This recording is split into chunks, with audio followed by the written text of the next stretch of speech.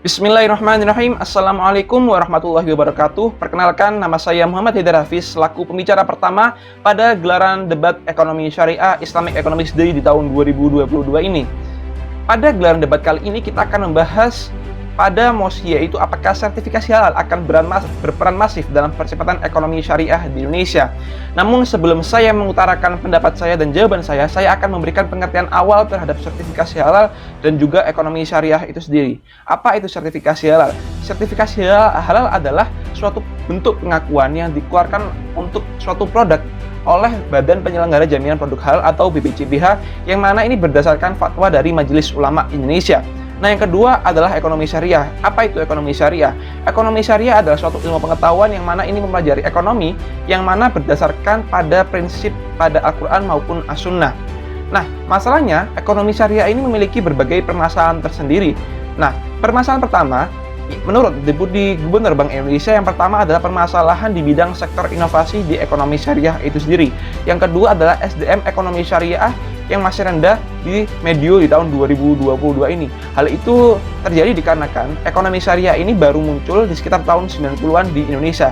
Hal itu memungkinkan sektor inovasi dan juga sektor SDM ekonomi syariah masih tergolong rendah di Indonesia. Namun masalahnya, ekonomi syariah ini masih mempunyai suatu potensi tersendiri dalam menunjang sektor perekonomian nasional di masa pandemi ini dengan adanya sertifikasi halal.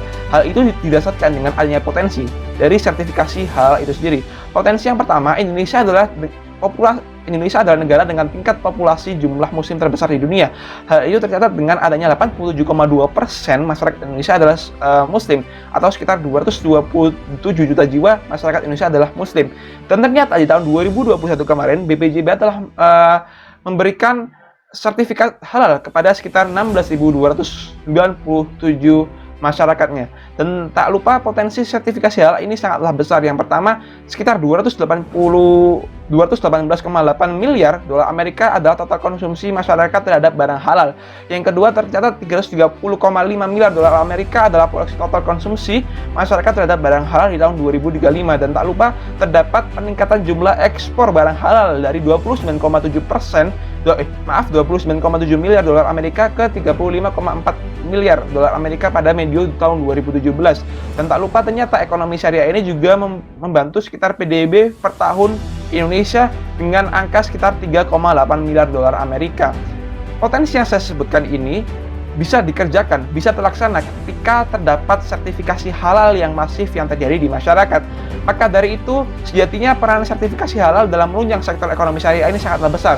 Manfaat pertama, jika sertifikasi halal ini bisa berperan masif, akan bisa meningkatkan sektor sertifikasi halal itu sendiri, yang mana ini bisa meningkatkan sektor industri ekonomi syariah yang akan berujung pada peningkatan perekonomian nasional di masa pandemi maupun pasca pandemi nantinya.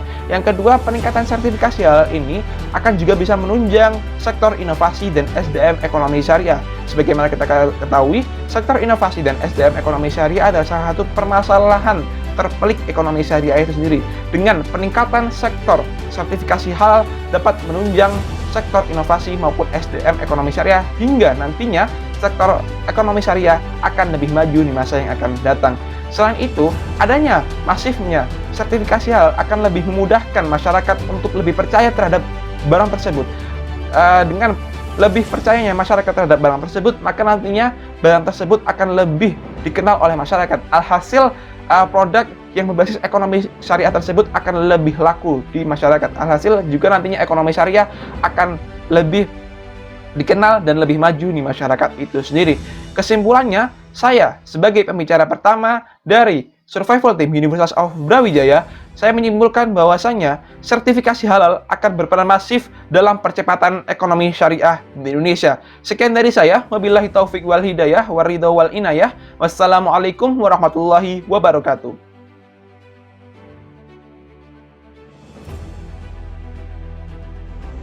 Baik, saya Viral Fisheries sebagai tim kontra menyatakan bahwa sertifikasi halal tidak dapat digunakan sebagai langkah untuk menentukan apakah perekonomian di Indonesia akan lebih maju atau tidak, akan lebih berkembang atau tidak. Kenapa? Karena yang pertama, sertifikasi halal untuk selain hal yang dapat dikonsumsi itu sangat tidak efektif. Kenapa? Karena seperti contohnya adalah teflon dan kulkas itu termasuk kategori barang gunaan. Namun, tidak semua barang gunaan wajib disertifikasi halal.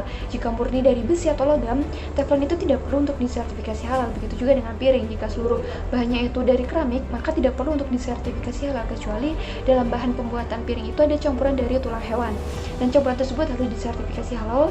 Dan barang gunaan seperti mobil, motor, atau sepeda itu juga tidak perlu disertifikasi secara keseluruhan, karena sertifikasi di bagian tertentu, misalnya bagian jok, karena menggunakan bahan kulit. Nah, ketika sertifikasi halal untuk jok itu keluar, maka tidak boleh kemudian mobil tersebut disebut sebagai mobil halal, sebab yang disertifikasi halal hanya sebagian kecil dari sebuah mobil. Begitupun label halal pada sebuah kulkas. Label halal di kulkas itu tidak tepat karena sebab harus dipastikan komponen atau bagian mana dari unit kulkas yang berpotensi untuk mengandung unsur dari hewani.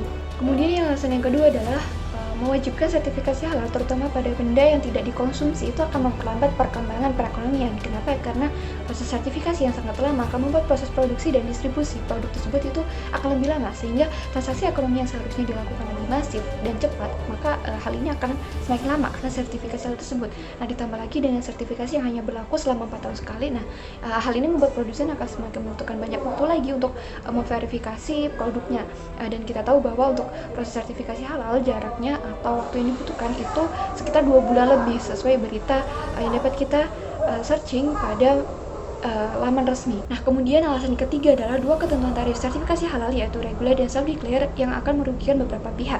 Kenapa? Karena sebelumnya berdasarkan LPPUM MUI, untuk mendapatkan sertifikasi halal, pengusaha atau produsen itu harus mengikuti dua ketentuan tarif sertifikasi halal, yaitu berlaku tarif Rp0 melalui mekanisme self-declare atau deklarasi halal secara mandiri, dan sementara biaya sertifikasi halal reguler itu akan dipatok seharga Rp650.000. Nah, sertifikasi halal gratis ini yaitu melalui mekanisme self-declare, di mana sertifikasi mandiri ini masih menuai banyak pro dan kontra. Kenapa? Karena pelaku UMKM dan UMK itu dapat melakukan berbagai cara demi mendapatkan label halal terhadap produk usahanya secara mandiri, dan hal tersebut secara tidak langsung maka dapat dikatakan sebagai cara yang sangat tidak efektif. Nah, kemudian alasan yang keempat adalah kepercayaan masyarakat mulai luntur karena banyaknya kasus penipuan terhadap label halal. Bagi pengusaha, memang sertifikasi halal itu bisa dijadikan sebagai daya tarik pembeli agar lebih aman dari mengkonsumsi produk tersebut. Nah, sedangkan bagi pembeli pelabelan halal ini akan membuat lebih tenang dan aman dalam memilih produk yang akan dikonsumsi. Nah, namun maraknya berita produk berlogo halal tapi memiliki bahan dasar haram ini membuat produsen dan konsumen itu menerima dampaknya. Contohnya adalah pada kasus berita, yaitu pada pemalsuan sertifikasi halal MUI yang telah terungkap di dalam negeri, seperti penggunaan sertifikasi halal pada sebuah restoran vegetarian di Jakarta. Nah, pemilik restoran ini mengaku ditipu karyawannya yang mengurus sertifikasi halal. Karyawan yang kini melarikan diri itu tidak mengajukan sertifikasi halal kepada MUI. Ia justru meminjam sertifikasi halal dari perusahaan lain, kemudian mengganti nama dan produk dalam sertifikat agar seolah-olah menjadi sertifikasi halal bagi restoran di tempatnya bekerja. Nah, bagi produsen ini akan semakin kehilangan kepercayaan dari konsumen, dan dari si konsumen ini juga semakin tidak percaya terhadap labelan halal dari pemerintah.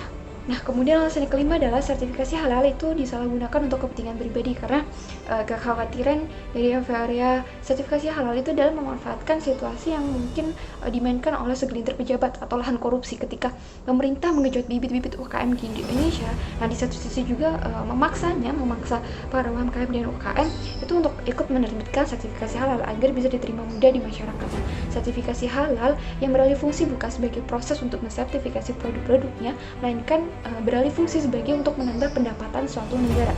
Nah, jadi dapat disebutkan bahwa sertifikasi halal ini dapat disalahgunakan untuk kepentingan pribadi dan sangat tidak efektif.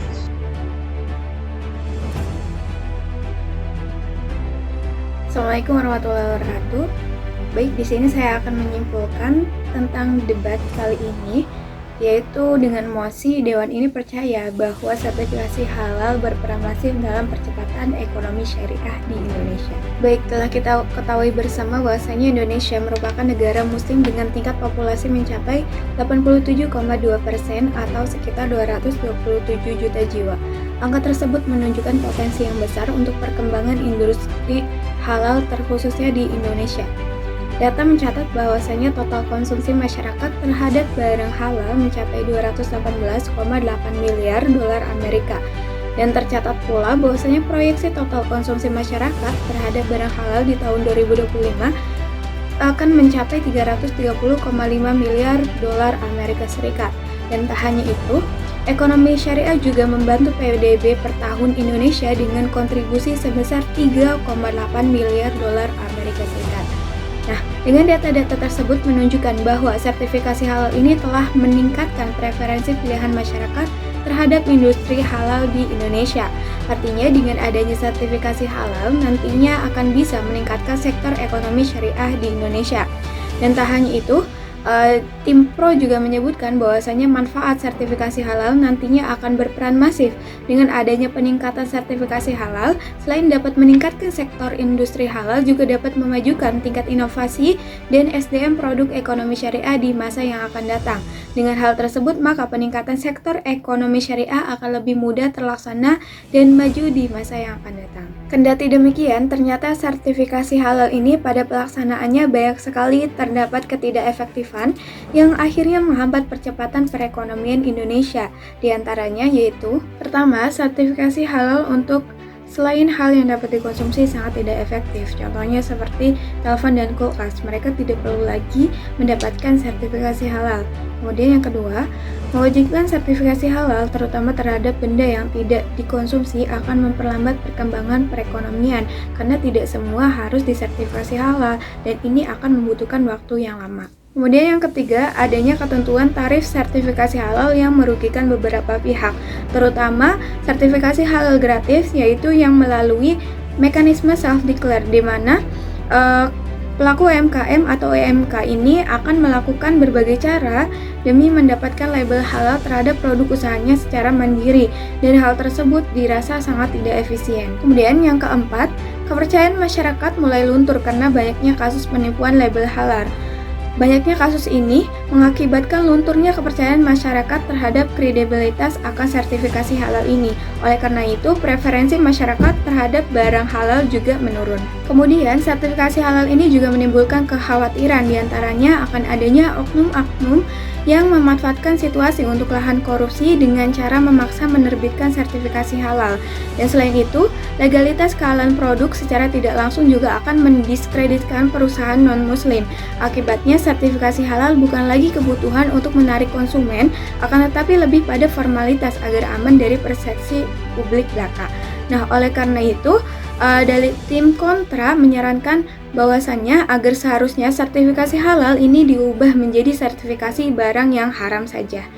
Demikian kesimpulan dari saya Nanik Sofiatin. Terima kasih. Wassalamualaikum warahmatullahi wabarakatuh.